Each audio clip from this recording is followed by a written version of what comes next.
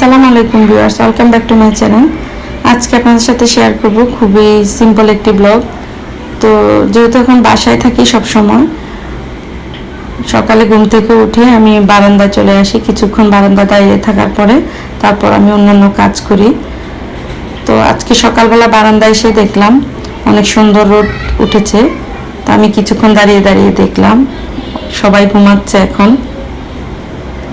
আর গাছগুলোও দেখি, যেদিন গাছে পানি দেওয়ার প্রয়োজন হয় পানি দিয়ে নেই।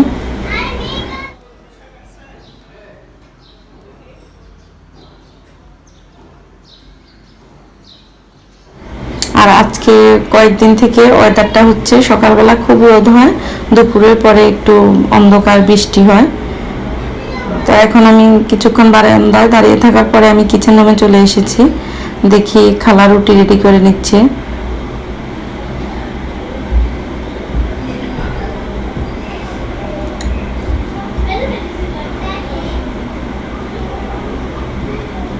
সকালবেলা খালাই রুটি রেডি করে, আমি অন্য কাজ করি। খালা রুটি যদি বানায় আমি অন্য কাজগুলো করে নিই।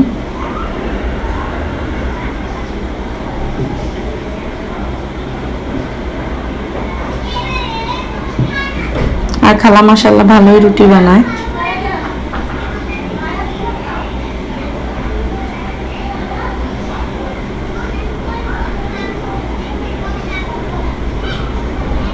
বাচ্চারা এখনো ঘুমাচ্ছে, যেহেতু স্কুল নেই, এত সকাল ঘুম থেকে ওঠে না। আমি নাস্তা রেডি করে তারপর ওদেরকে ঘুম থেকে উঠিয়ে ব্রাশ করে তারপরে নাস্তা খেতে বসিয়ে দিই। চেষ্টা করি সবাই একসাথে নাস্তা খাওয়ার। এখন আমি টেবিলে সবগুলো নাস্তা নিয়ে এসেছি। এর মধ্যে আমি ডিমও ভেজে নিয়েছি। এখন নাস্তাটা করে নিচ্ছি।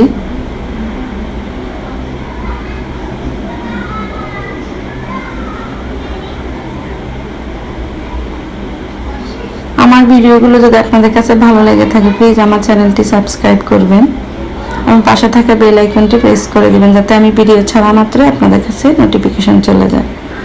এর মধ্যে ওরাও চলে এসেছে, আর আমি নাস্তা খেয়ে, ওরা বলেছে এখন খাবে না, তারপর আমি নাস্তা খেয়ে ওদেরকে দিয়ে দিয়েছি।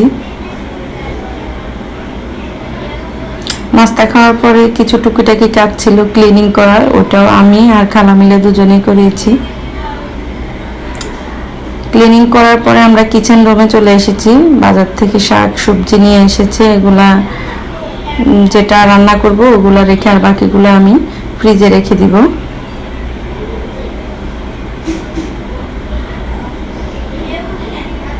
কারণ সবজিটা 2-1 দিন পর পরে আনতে হয়। এত সবজি একদিনে নিয়ে আসলে সবজি ভালো থাকে না, সেজন্য 2-3 দিন পর পরে সবজিটা কিনা হয়।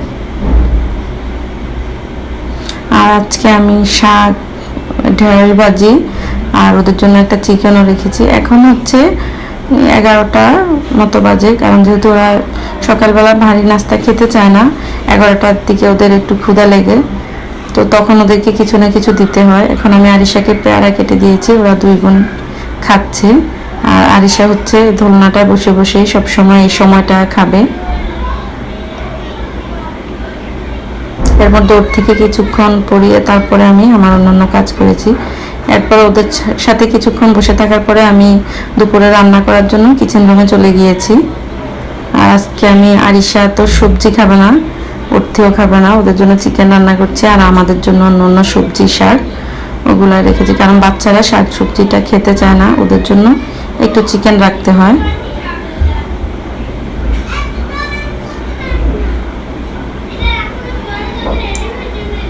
ওরা ফিশও খাবে না, শুধু চিকেনটা দিয়েই খাবে। ওর থেকে তারপরে একটু খাওয়ানো যায়, কিন্তু আরিশা একদমই খেতে চায় না চিকেন ছাড়া।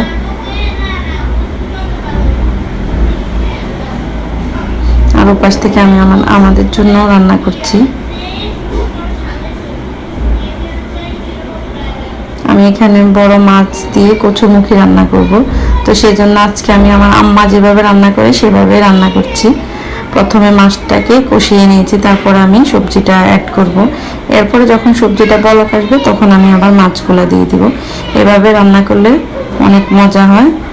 আমার আম্মা এভাবে রান্না করে, আর আম্মার রান্না অনেক মজা হয়, আমাদের কাছে তো অনেক মজা লাগে। তো সেই জন্য আমি এখন আম্মারটা ফলো করে রান্না করি। এখন হচ্ছে এরপর রান্না বান্না সেরে আমি গোসল করে ওদেরকে গোসল টোসল করে ফ্রেশ হয়ে আমরা এখন দুপুরে খাবারের জন্য রেডি হয়ে গিয়েছি। এই যে দুপুরে খাবার খেতে বসে গেছি। আর আরিশার জন্য ঢেঁড়স ভাজি থাকতেই হবে, প্রতিদিন একটু ঢেঁড়স ভাজি আর হচ্ছে চিকেন, এটাই হচ্ছে ওর খাবার।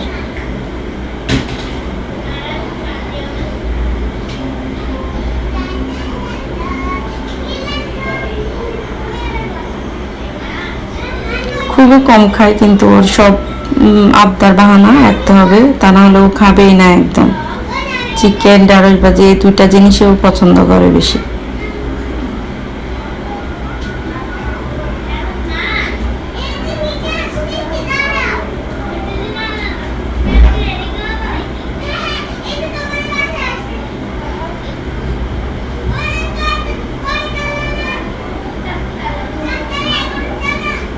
এদিকে আমি আমার জন্য খাবার নিয়ে নিচ্ছি।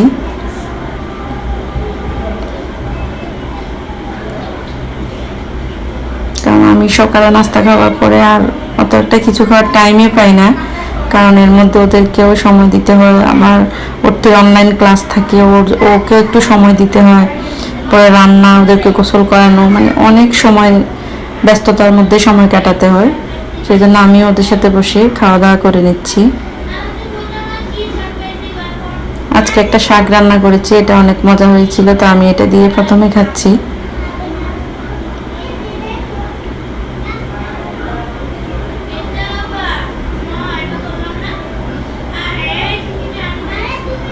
এখন হচ্ছে বিকেলবেলা, আমরা দুপুরে খাওয়ার পরে কিছুক্ষণ ঘুমিয়ে তারপর উঠে গিয়েছি। আর আরিশা এখন তো বাইরে যেতে পারে না, কি করবে, ও দোলনা ঝুলছে বাসায় বসে বসে।